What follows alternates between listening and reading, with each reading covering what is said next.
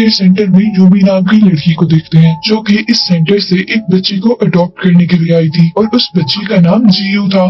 Yumi जिसने जियो को as a sister adopt किया था, उसके भी पेरेंट्स नहीं थे। यूमी जियो को लेकर अपनी आंट के पास आ जाती है, जिनका टाउन से दूर एक 5 स्टार होटल था, जहाँ पर यूमी की मदर भी काम किया करती थी। होटल के सुनसान रास्ते में यूमी को व्हाइट ड्रेस में एक लड़की दिखती है, जो रोड पर वॉक कर रही थी और यूमी उसे इग्नोर कर आगे बढ़ जाती है। और कुछ देर ड्राइव करने के बाद यूमी को दोबारा वही लड़की नजर आती है। इस टाइम वो अपने बैक व्यू मिरर से उसका फेस भी देख सकती थी। उस लड़की का फेस देखकर हमें ये पता चला था कि ये वही लड़की है जिसे हमने मूवी के स्टार्ट में देखा था। यूमी उस लड़की को कंटिन्यूअसली देख रही थी और यूमी के देखते ही देखते उस लड़की का सर कट के नीचे गिर जाता है, जिससे यूमी बहुत ज्यादा डर जाती है और अचानक वो लड़की भी वहाँ से गायब हो जाती है। यूमी अपनी कार रोकती है और उस लड़की देखती है, बट उस पूरे रोड पर उसे कोई लड़की नहीं नजर आती। यूमी इस सब से बहुत ज्यादा कंफ्यूज हो गई थी, लेकिन फिर वो उसे अपना वहम समझकर होटल चली जाती है। असल में यूमी जियो को अपनी आंट के पास छोड़ने के लिए आई थी और यूमी की आंट यानी वो होटल ओनर यूमी को भी कुछ दिन अपने पास ही रोक लेती है। अभी यूमी और होटल ओनर बातें ही कर रहे थे कि जियो खेलते खेलते एक रूम तक आती है जिसका नंबर था 405 और उस रूम से कोई उसे गाना गाते हुए अपनी तरफ अट्रैक्ट कर रहा था। उसी दौरान उस रूम में से एक बॉल बाहर आती है, जिसे जियो उठा लेती है। कुछ देर बाद हम देखते हैं कि यूमी भी रूम नंबर 405 में ही आई थी, क्योंकि ये रूम उसकी मदर का रूम था, जो कि अब मर चुकी थी। यूमी वहाँ कबर्ड में से अपने कुछ टॉयज निकाल कर जियो को देती है और खुद एक दूसरे कमरे में चली जाती है। नेक्स्ट सीन में जियो और यूमी हाइड एंड सीक खेल रहे थे, जहाँ पर जियो बेसमेंट में जाकर छुप जाती है और यहाँ जियो को किसी लेडी के फुट्स नजर आते हैं। जियो बाहर निकलती है, लेकिन जैसे ही वो दिखती है कि वो लेडी उसकी सिस्टर नहीं है, तो वो वहाँ से भाग जाती है और तभी यूमी भी उसे ढूंढते ढूंढते बेसमेंट तक आ जाती है। ये जगह उसे काफी डरावनी लग रही थी, लेकिन वो जियो को आवाज दे देकर उसे ढूंढ रही थी कि उसी दौरान उसे लड़की का शेडो नजर आता है, जिसे उसने रोड पर मरते हुए देखा था। यूमी एक सेकंड के लिए घबरा जाती है और जैसे ही लाइट ऑन करती है तो वो शेडो वहाँ से गायब हो जाता है। यूमी इसी कंफ्यूजन में अब डिनर कर रही थी कि वो लेडी कौन थी। तभी होटल ओनर यूमी से कहती है कि उसे जियो को यहाँ से बाहर लेकर जाना चाहिए,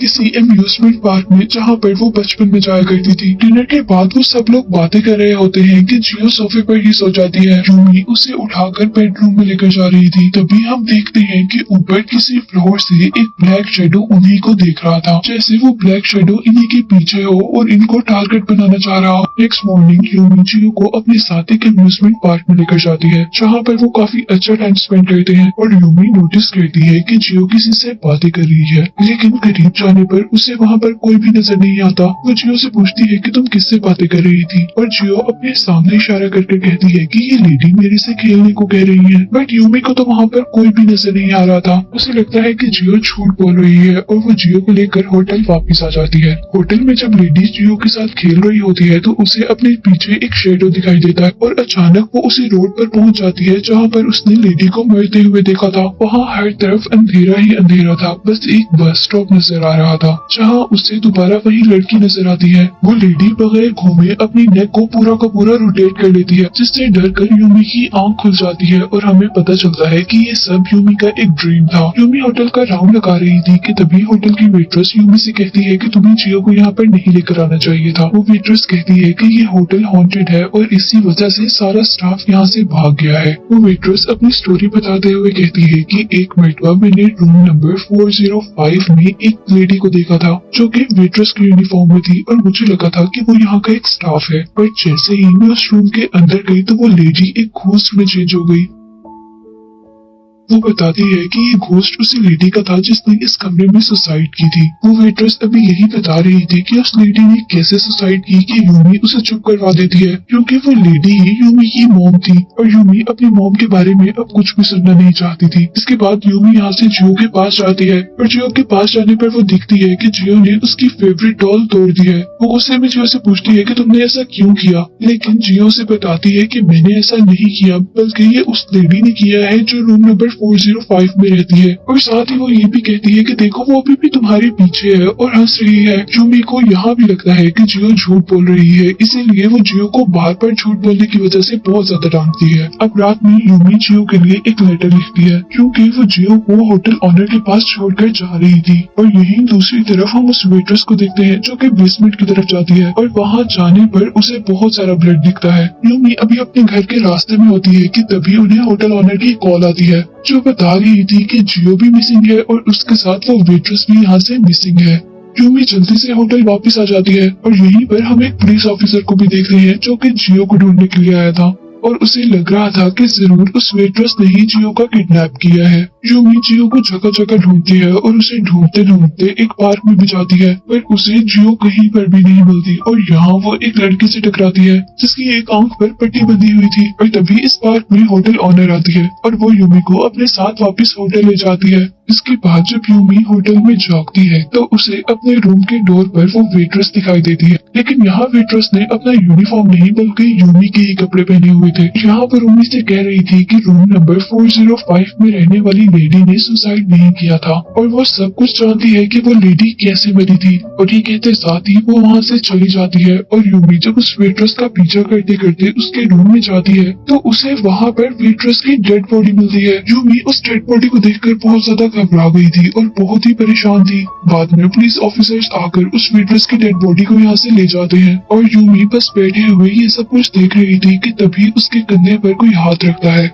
उसे लग रहा था कि ये हाथ आंटी ने रखा है, पर जैसे ही वो सामने देखती है कि आंटी तो पुलिस ऑफिसर्स के साथ है तो एक सेकंड के लिए वो शॉक थी कि उसके कंधे पर हाथ कौन रख रहा था और उसके पीछे मुड़कर देखने पर भी उसके पास कोई भी नहीं था। यूमी अब इन सारी सिचुएशन से परेशान भी हो रही थी और डर भी गई थी और जब पुलिस उससे इन्वेस्टिगेशन कर रही होती है तो वो अपने डर की वजह से पुलिस को भी सही से जवाब नहीं दे पाती, जिस वजह से पुलिस को शक होता है कि शायद यूमी ने ही उस वेट्रेस को मारा है और जियो को गायब करने के पीछे भी यूमी का ही हाथ होगा। और इसी शक की वजह से पुलिस ऑफिसर्स उसका इस टाउन से बाहर जाना मना कर देते हैं और जब वो पुलिस स्टेशन से वापस होटल आ रही होती है तो उसकी दोबारा उसी लड़के से टक्कर होती है जिसकी आंख पर पट्टी बंधी हुई थी। वो लड़का यूमी को बताता है कि उसने भी कई बार उसकी सिस्टर जियो को एक लड़की के साथ देखा है, लेकिन वो लड़का यहाँ पर यूमी को बताता है कि जियो जिसके साथ बात करती थी वो कोई इंसान नहीं थी बल्कि एक घोस्ट थी और वो लड़का उस घोस्ट को इसलिए देख सकता था क्योंकि उसके पास घोस्ट देखने की एबिलिटीज थी। वो लड़का यूमी को लेकर होटल के बेसमेंट में जाता है और वहाँ वो घोस्ट से कहता है कि जो भी मैं क्वेश्चन करूंगा अगर वो सही हुए और तुमने उसका आंसर हाँ में देना हुआ तो तुम एक मरतबा टैप करना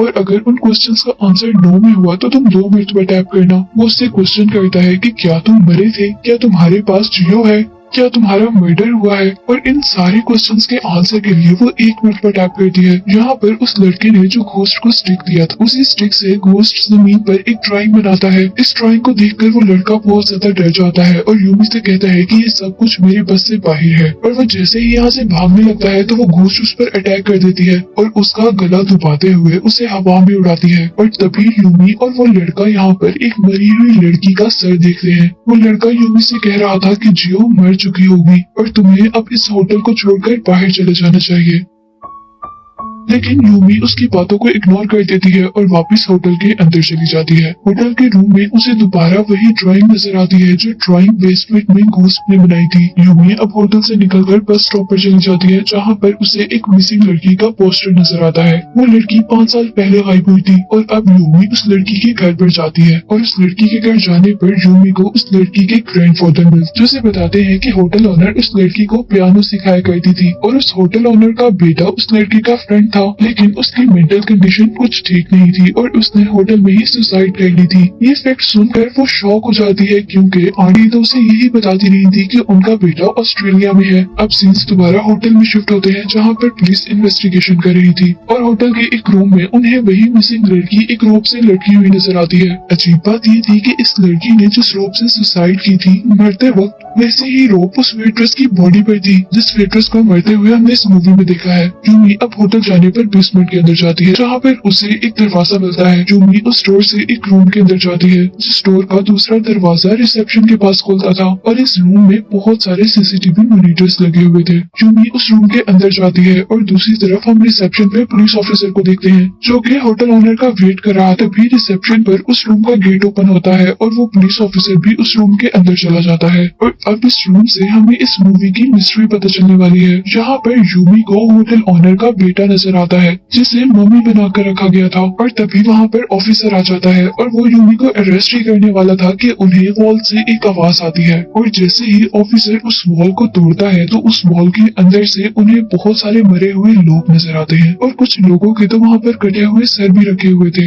इन डेड बॉडीज को देखकर यूमी तो बहुत ज्यादा डर गई थी कि एकदम से वहाँ पर होटल ओनर आती है और वो पुलिस ऑफिसर की गर्दन में अपनी नाइफ स्ट्रैप करके उसे वहीं पर मार देती है। और यहाँ होटल ओनर यूमी को भी एक रोप से बांध देती है और ये रोप बिल्कुल वैसी ही रोप थी जो हर मरे हुए इंसान के साथ मिल रही थी, जिससे हमें पता चला था कि यहाँ पर किसी ने भी सुसाइड नहीं किया था, बल्कि ये होटल ओनर ही सबको मार रही थी। और यहाँ हमें पता चलता है कि वो होटल ओनर मेंटली सिक है, जिसे लगता था कि उसका बेटा मरा नहीं है बल्कि अभी तक जिंदा है, इसलिए उसने अपने बेटे की मम्मी बनाकर इस रूम में रखा हुआ था। और जो कोई भी उसके बेटे की बॉडी को देख लेता था और उसे बोरी करना चाहता था तो वो होटल ओनर उसी इंसान को मार देती थी। कि बस स्टॉप के पास जो बार बार हमें लड़की नजर आती थी, ये वही लड़की थी जो उस होटल ओनर की स्टूडेंट थी। और इस लड़की को उस होटल ओनर ने इसलिए मारा था क्योंकि वो उसके बेटे को देखकर भाग रही थी। उस लड़की का मर्डर क्योंकि बस स्टेशन के पास हुआ था, इसीलिए उसका घोस्ट बार बार बस स्टेशन के पास नजर आता था। और यहाँ हमें सबसे शॉकिंग बात ये पता चलती है कि होटल ओनर ने अपनी फ्रेंड यानी यूमी की मदर को भी खुद मारा था, क्योंकि जब होटल का स्टाफ गायब हो रहा था तो उसे होटल ओनर पर शक हो गया था, इसीलिए वो पुलिस को इन्फॉर्म करना चाहती थी, जिसकी वजह से होटल ओनर ने उसे भी मार दिया। यूमी ये बात सुनकर बहुत ज्यादा शौक और दुखी थी और यहीं पर वो होटल ओनर अब यूमी की भी सारी वेन्स काट देती है ताकि सबको लगे कि यूमी ने भी सुसाइड की है। लेकिन यूमी यहाँ पर मरी नहीं थी और कुछ देर बाद यूमी का होश आ जाता है और सरप्राइजिंगली उसकी बॉडी से उसकी रस्सी भी खुली हुई थी। और यूमी सबसे पहले खड़े होकर होटल ओनर पर अटैक करती है, जिससे उसे लगता है कि होटल ओनर मर गई है। और वो अब अपनी मॉम के घूस की हेल्प से जियो की जान बचाती है और जियो और यूमी यहाँ से भागने वाले होते हैं कि तभी होटल ओनर दोबारा उन पर अटैक करती है, क्योंकि होटल ओनर मरी नहीं थी। पहले तो यूमी अपना डिफेंड करती है और फिर अपनी सारी पावर का यूज करके आखिर उस होटल ओनर को मार देती है। यूमी अब अपनी बहन जियो को लेकर इस होटल से बाहर आ जाती है और यहाँ पर वो अपनी मॉम के घोस्ट को देखती है और लास्ट टाइम उन्हें गुड बाय कहती है, जिसको मरते हुए ख्याल आ रहा था कि उसका बेटा उसके पास आ रहा है। और इस चीज से हम पर ये बात तो क्लियर हो गई कि होटल ओनर एक मेंटल सिकनेस से सफर कर रही है। यूमी अब अपनी बहन की पूरी रिस्पॉन्सिबिलिटी ले लेती है, उसे सेफली यहाँ से ले जाती है, जिसके साथ ये मूवी यहीं पर खत्म हो जाती है।